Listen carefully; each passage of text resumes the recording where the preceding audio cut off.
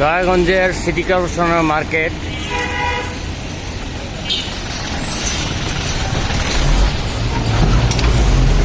মার্কেটটির অবস্থা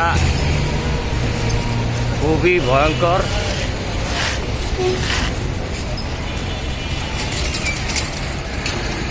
এখানে দেখা যাচ্ছে কোনো রকম লোহার গ্রিল ঝুলে আছে, কিছু কাটা তারের মাধ্যমে। বর্তমানে এই বিল্ডিংটি ধরা যাচ্ছে যে এটা এমন আকারে ড্যামেজ হয়েছে যে যা এই জায়গার জনজীবন মানুষের জন্য বসবাস করা খুবই কঠিন হয়ে যাচ্ছে। সেই সঙ্গে প্রচণ্ড নিরাপত্তাহীনতায় ওনারা রাত্রি যাপন করে।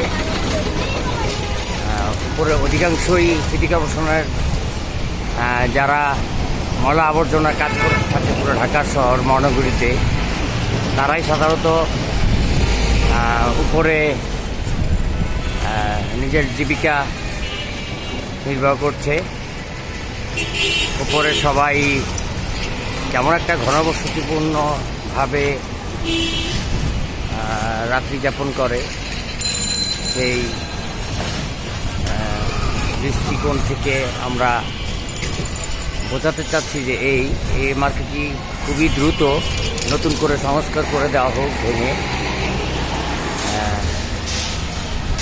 এতে জনগণ এই কষ্টদায়ক আবাসন থেকে মুক্তি পাবে। ধন্যবাদ।